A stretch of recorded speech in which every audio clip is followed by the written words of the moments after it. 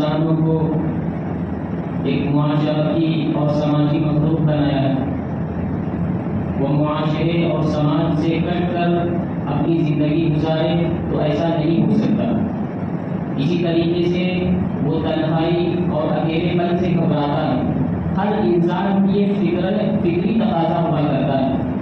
ایک انسان تنہائی میں بیٹھے یا تنہائی میں زندگی گزارے، لوگوں سے میل جول نہ رکھے، لوگوں سے دوستیاں نہ کرے، اسی طریقے سے رشتہ داری کو ختم کر دے، تو اس طریقے سے ایک انسان زندگی نہیں گزار سکتا۔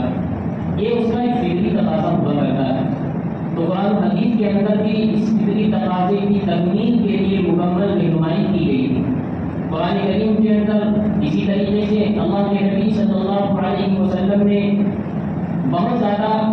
اس سلسلے میں تاکید کی ہے اور رہنمائی کی ہے کہ آپ کی صحبت اور آپ کے دوست کس طرح کے ہونے چاہیے۔ چونکہ پتہ ہے کہ آپ تنہا نہیں رہ سکتے، تنہا زندگی نہیں گزار سکتے، آپ کا کوئی دوست بھی ہوگا، آپ کے رشتے دار بھی ہوں گے، اسی طریقے سے آپ کے بہت سے لوگ ہوں گے جن میں سب کے ساتھ آپ رہنا پسند کریں گے۔ اسی لیے اللہ کے نبی صلی اللہ علیہ وسلم نے مکمل رہنمائی فرمائی ہے کہ آپ جس سے دوستی کر رہے ہیں یا آپ جس کے ساتھ میں بیٹھ رہے ہیں، اٹھ رہے ہیں، آپ کا جس کے ساتھ اٹھنا بیٹھنا ہے وہ کیسے ہونے چاہیے۔ قرآن حدیث کے اندر ایک ایک چیز کی وضاحت کر دی گئی، چونکہ دین تو مکمل ہو چکا ہے۔ قیامت تک جتنی باتیں ہونی ہیں، قیامت تک جتنے کام ہونے پہ ساری کی ساری باتیں قرآن کریم کے اندر، احادیث نبوی کے اندر بیان کر دی گئی ہیں کہ آپ کو تاکہ کسی بھی معاملے کے اندر دقت اور دشواری کا سامنا نہ کرنا پڑے۔ اب آپ کا دوست کس طریقے سے ہو، اللہ کے نبی صلی اللہ علیہ وسلم نے کئی مواقع کے ارشاد فرمایا ہے کہ آپ اپنی صحبت کو جو رکھیں تو بہترین صحبت ہونی چاہیے، نیک لوگوں کی صحبت میں آپ بیٹھا کریں۔ ایسے دوست ہونے چاہیے کہ جن کو دیکھ کر اللہ یاد آ جائے، ایسے دوست ہونے چاہیے کہ جن کی گفتگو سے، جن کے بات کرنے سے آپ کے علم کے اندر اضافہ بڑھے اور جس کے عمل سے آپ کی آخرت کی یاد تازہ ہو جائے، ایسے دوست آپ کے ہونے چاہیے۔ یہ اسلام کی تعلیم ہے، یہ اللہ کے نبی صلی اللہ علیہ وسلم کی تعلیم ہے۔ اللہ کے نبی صلی اللہ علیہ وسلم ایک موقع پر ارشاد فرماتے ہیں، بخاری شریف کی روایت ہے، المرء مع من احب، کہ انسان اسی کے ساتھ ہوگا جس سے اس نے محبت کی۔ اب انسان کے جو دوست ہوتے ہیں دنیا کے اندر، اگر وہ دوست نیک ہے، اگر وہ دوست اللہ والا ہے، اگر وہ دوست نماز کا پابند ہے، اگر وہ دوست احکام الہیہ کی پاسداری کرتا ہے تو اللہ بھی اس کا حشر بھی اسی دوست کے ساتھ فرمائے گا۔ لیکن اگر آپ کا دوست نمازی نہیں ہے، آپ کا دوست احکام الہیہ سے دور ہے، اس پر عمل نہیں کرتا ہے، قرآن کریم سے اس کا رشتہ کمزور ہے، تو یاد رکھیے کہ یہی دوست آپ کے لیے رسوائی کا سامان بن جائے گا میدان محشر والے دن۔ رسوائی کا سامان اور ذلت و رسوائی کا سامان یہی دوست بن جائے گا، کیونکہ قرآن کریم کے اندر جو میں نے خطبے کے اندر آیت شریفہ پڑھی، وَيَوْمَ يَعَضُّ الظَّالِمُ عَلَىٰ يَدَيْهِ يَقُولُ يَا لَيْتَنِي اتَّخَذْتُ مَعَ الرَّسُولِ سَبِيلًا یا ویلتا لیتنی لم اتخذ فلانا خلیلا۔ یہ آیتیں جو ہیں یہ الگ ایک خاص واقعے کے تحت نازل ہوئی ہیں، اس کے شان نزول میں ایک خاص واقعہ ملتا ہے، لیکن ان آیتوں کا حکم عام ہے، ہر ایک کے لیے، ہر ایک اس آیت کے اندر شامل ہو سکتا ہے۔ ہر وہ دوست جو کسی دوست کو گناہ کرنے پر ابھارے، ہر وہ دوست جو اپنے دوست کو بے نمازی بنا دے، ہر وہ دوست جو دوسرے دوست کو گناہ کرنے پر اکسائے، وہ تمام کے تمام لوگ اس آیت کے اندر شامل ہو سکتے ہیں۔ جیسا کہ قاضی ثناء اللہ پانی پتی رحمۃ اللہ علیہ، جن کا انتقال 1810 عیسوی، اور اسی طریقے سے مفتی محمد شفیع عثمانی رحمۃ اللہ علیہ، جن کا انتقال 1976 کے اندر ہوا تھا، انہوں نے معارف القرآن کے اندر قاضی ثناء اللہ پانی پتی رحمۃ اللہ علیہ نے اپنی تفسیر مظہری کے اندر اس بات کی صراحت کی ہے کہ یہ جو آیتیں ہیں یہ ان کے پس منظر ہے، ان کے شان نزول میں ایک خاص واقعہ ہے جس کے تحت یہ آیتیں نازل ہوئی ہیں، لیکن ان کا حکم عام ہے۔ اس کے بارے میں ایک واقعہ ملتا ہے کہ عقبہ ابن ابی معیط جو کہ مکہ کے سرداروں میں سے تھا، اس کی یہ عادت تھی کہ جب وہ کہیں بھی سفر سے واپس آتا تھا، مکہ المکرمہ کے اندر آتا تھا، جو معززین شہر ہوا کرتے تھے ان کی وہ دعوت کیا کرتا تھا۔ ایک ہوا یہ کہ ایک مرتبہ وہ سفر سے واپس آیا، اس نے تمام لوگوں کی دعوت کی، اس میں سے اللہ کے نبی صلی اللہ علیہ وسلم کو بھی بلایا،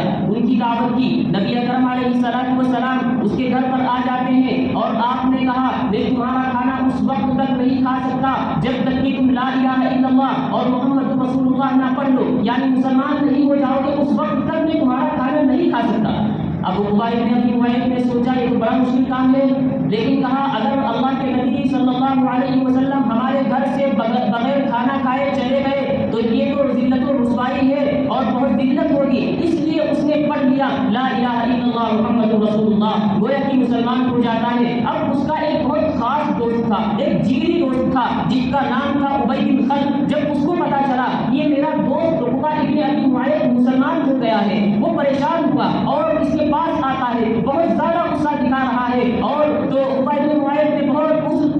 عذر و معذرت چاہی کہ میں نے تو اللہ کے نبی صلی اللہ علیہ وسلم چونکہ کھانا نہیں کھا رہے تھے، اگر وہ میرے گھر سے ایسے ہی چلے جاتے تو یہ تو میرے لیے بہت رسوائی کی بات تھی، اس لیے میں نے ان کی بات رکھنے کے لیے تاکہ وہ کھانا کھا کے ہم نے کلمہ پڑھ لیا. لیکن اس نے کہا کہ نہیں، میں تیری بات ایسے تو نہیں مان سکتا جب تک کہ تو ان کے پاس جائے اور ان کے چہرے کے اوپر تھوک کے نہ آ جائے، میں اس وقت تک تجھ سے راضی نہیں ہوں گا. چونکہ وہ جگری دوست تھا، بہت خاص دوست تھا. اب اس کے بہکائے میں اس کی بات ماننے کے لیے، اس کو راضی کرنے کے لیے یہ کمبخت عقبہ بن ابی معیط اللہ کے نبی صلی اللہ علیہ وسلم کے دربار میں جاتا ہے اور اللہ کے نبی صلی اللہ علیہ وسلم کے پاس پہنچنے کے بعد اس نے آپ کے چہرے انور کے اوپر تھوک دیا. جب ادھر تھوکا وہ تھوک اللہ کے نبی صلی اللہ علیہ وسلم کے چہرے سے واپس اسی کے چہرے پر آ جاتا ہے. غالب ناولہ پانی پتی رحمۃ اللہ علیہ نے اس کی تصریح کی ہے کہ وہ تھوک اس کے چہرے پر دوبارہ واپس آ جاتا ہے اور جہاں پہ تھوک لگا تو اس کے جلنے کے نشان پڑ گئے اور یہ نشان اس کے مرتے دم تک رہے. گویا کہ ایک دنیا کا عذاب تھا، دنیاوی اعتبار سے یہ عذاب تھا. اللہ کے نبی صلی اللہ علیہ وسلم نے بھی کہہ دیا تھا جب اس نے اتنی بڑی گستاخی کی، چونکہ اپنے دوست کے لیے اتنی بڑی گستاخی کی، اللہ کے نبی صلی اللہ علیہ وسلم نے ارشاد فرما دیا تھا ٹھیک ہے تم یہ گستاخی کر رہے ہو، اگر مکہ کے باہر کہیں دکھ گئے نا تو تمہیں بھی قتل کر دیا جائے گا. ہوا بھی یہی کہ غزوہ بدر کے موقع پر اس کو باندھ کر قتل کر دیا گیا اور اس کا جو جگری دوست تھا یعنی ابی بن خلف اس کو غزوہ احد کے موقع پر اللہ کے نبی صلی اللہ علیہ وسلم نے خود قتل کیا. تو یہ کہ دنیا کی سزا، لیکن آخرت میں کیا سزا ملے گی؟ قرآن کہتا ہے وَيَوْمَ يَعَضُّ الظَّالِمُ عَلَىٰ يَدَيْهِ يَقُولُ يَا لَيْتَنِي اتَّخَذْتُ مَعَ الرَّسُولِ سَبِيلًا وَيَوْمَ يَعَضُّ الظَّالِمُ، یہ کمبخت، یہ ظالم عقبہ بن ابی معیط جس نے اپنے خاص دوست کے چکر میں اتنی بڑی گستاخی کی، یہ اپنی انگلیوں کو چبا رہا ہوگا، وہاں پہ افسوس کر رہا ہوگا، حسرت و ندامت سے اپنے ہاتھوں کو چبا رہا ہوگا. وَيَوْمَ يَعَضُّ الظَّالِمُ عَلَىٰ يَدَيْهِ يَقُولُ يَا لَيْتَنِي اتَّخَذْتُ مَعَ الرَّسُولِ سَبِيلًا، اور کہہ رہا ہوگا اے میری کمبختی، ہائے کیا ہو گیا، کاش کہ اللہ کے نبی صلی اللہ علیہ وسلم کے ساتھ دین برحق کے راستے میں اپنا لیا ہوتا. یا ویلتا لیتنی لم اتخذ فلانا خلیلا، اور کہہ رہا ہوگا ہائے ہائے میری کمبختی، میں نے خدا کو دوست نہ بنایا ہوگا. اس وقت اس کو افسوس ہوتا کہ جس نے دنیا کے اندر اپنے خاص اور جگری دوست کے چکر میں اللہ کے نبی صلی اللہ علیہ وسلم کے ساتھ یہ اتنی بڑی گستاخی کا معاملہ کیا. تو دنیا کے اندر بھی اللہ نے اس کو سزا دکھا دی اور مرنے کے بعد بھی اس کو جو سزا ملے گی اس کو قرآن کریم نے بیان کر دیا. اس لیے مسلمانوں اس سے سبق اور پیغام دے دیا گیا. علامہ قاضی ثناء اللہ پانی پتی رحمۃ اللہ علیہ نے اس لیے فرمایا کہ اس کا حکم عام ہے، ہر وہ دوست اس آیت کا مصداق بن سکتا ہے جو اپنے دوست کو گناہ کرنے پر ابھارے، جو اپنے دوست کو نماز پڑھنے سے روکے، جو اپنے دوست کو شریعت اسلام کے اوپر عمل کرنے سے روکے، وہ تمام کے تمام اخبار اس آیت کا مصداق بن سکتے ہیں. اس لیے عزیزوں ابھی آج ہمارے پاس موقع ہے، ہم اس موقع کو غنیمت جانیں. آج ہم غور کر لیں کہ جو ہمارے دوست ہیں جن کے ساتھ ہمارا اٹھنا بیٹھنا ہے، آیا وہ نمازی بھی ہے یا نہیں، وہ کیا کسی گناہ کے اندر ملوث تو نہیں ہے؟ کیونکہ اللہ کے نبی صلی اللہ علیہ وسلم نے ارشاد فرمایا تھا الرجل علی دین خلیلہ فلینظر احدکم من یخالل، کہ ہر انسان کو اپنے دوست کے بارے میں غور کر لینا چاہیے. ہر انسان اپنے دوست کے دین پر ہوا کرتا ہے، جو جیسا اس کا دوست ہوگا ویسے ہی اس کے اوپر اثرات مرتب ہوا کریں گے. اس لیے آقا یہ فرمانا چاہ رہے ہیں کہ اگر تم کسی سے دوستی رکھتے ہو، اگر تم کسی کی صحبت میں بیٹھتے ہو تو ایسے لوگوں کی صحبت میں بیٹھنا چاہیے جو نیک ہو. آقا آگے فرماتے ہیں من ذکرکم اللہ، اللہ کے نبی صلی اللہ علیہ وسلم سے دریافت کیا گیا تھا کہ بتائیں ہمارے دوستوں میں سب سے بہتر دوست کون ہے؟ اللہ کے نبی صلی اللہ علیہ وسلم نے ارشاد فرمایا تھا من ذکرکم اللہ رؤیتہ، کہ ایسا دوست بہتر ہے، ایسے شخص سے دوستی کرنا چاہیے کہ جس کو دیکھ کر اللہ یاد آ جائے. وزادکم فی علمکم، اور اسی طریقے سے تمہارا علم کے اندر اضافہ ہو جائے اس کے بات کرنے سے، اس عمل سے آخرت کی یاد تازہ ہو جائے، ایسے دوست سے دوستی کرنی چاہیے۔ یہ قرآن کریم کی تعلیم ہے، یہ اللہ کے نبی صلی اللہ علیہ وسلم کی تعلیم ہے، چونکہ آپ نے یہ بھی ارشاد فرما دیا تھا المرء مع من احب، کہ انسان کا حشر بھی اسی کے ساتھ ہوگا جس سے اس نے محبت کی۔ اب آج اگر ہماری محبت، اگر ہم محبت کرتے ہیں علماء سے، علماء کرام سے محبت کرتے ہیں، کفار سے محبت کرتے ہیں، نیک لوگوں سے محبت کرتے ہیں، نمازیوں سے محبت کرتے ہیں، تو ہمارا حشر بھی انہی نیک لوگوں کے ساتھ ہوگا۔ اور یاد رکھیے، یاد رکھیے، یاد رکھیے، اگر ہماری دوستی کہیں گنہگار سے ہوئی، فاجر و فاسق سے ہوئی، تو ہمارا حشر بھی انہی لوگوں کے ساتھ ہوگا۔ اس لیے عزیزوں، آج ہمارے پاس موقع ہے، ہم اپنے موقع کو غنیمت جانیں، ہم اپنے اس موقع سے فائدہ اٹھائیں کہ آج اللہ نے تمام کی تمام چیزوں کو واضح کر دیا ہے، ساری کی ساری چیزیں آپ کے سامنے موجود ہیں، آپ کے سامنے دونوں راستے ہیں، یہ بھی راستہ ہے، یہ بھی راستہ ہے، اب آپ کے اوپر چھوڑ دیا گیا ہے آپ کو کون سا راستہ اختیار کرنا ہے، آپ کو کس طرح کے دوستوں کے ساتھ دوستیاں کرنا ہے، کیونکہ 4 دوست ہوتے ہیں، اس میں سے اگر 3 نمازی ہیں، ایک نمازی نہیں ہے، تو چلیے ایک دن وہ نماز نہیں پڑھے گا، 2 دن نماز نہیں پڑھے گا، لیکن کچھ دن گزرنے کے بعد وہ بھی نمازی ہو جائے گا۔ ایسا تو نہیں ہو سکتا کہ 4 دوست کہیں جا رہے ہو، مسجد کے باہر ہو، اذان کا وقت ہو چکا ہو، 3 نماز پڑھنے آ جائیں اور ایک باہر کھڑا رہے، مان لیتے ہیں کہ 1 دن نہیں آئے گا، 2 دن نہیں آئے گا، لیکن وہ شرم کی وجہ سے اس کو کچھ دن کے بعد نماز پڑھنا پڑے گا، وہ آئے گا۔ اسی طریقے سے اگر اس میں اکثر تعداد ہے جو غیر نمازی ہیں، نماز نہیں پڑھتے ہیں، اللہ کے احکام سے دور ہیں، قرآن سے دور ہیں، شریعت سے دور ہیں، تو یہ جو نیک دوست ہے یہ بھی انہیں کے چکر میں پڑ جائے گا، پھر اس کی بھی نمازیں قضا ہونی شروع ہو جائے گی، اس کا بھی تعلق قرآن کریم سے ختم ہونا شروع ہو جائے گا، اس کا تعلق بھی مسجدوں سے دور ہو جائے گا۔ اس لیے عزیزوں، ہم اپنی صحبت کو اچھا بنائیں، نیک لوگوں کی صحبت میں رہیں، علماء کرام سے رابطے میں رہیں، جو نمازی ہیں، پرہیزگار ہیں، متقی ہیں، انہیں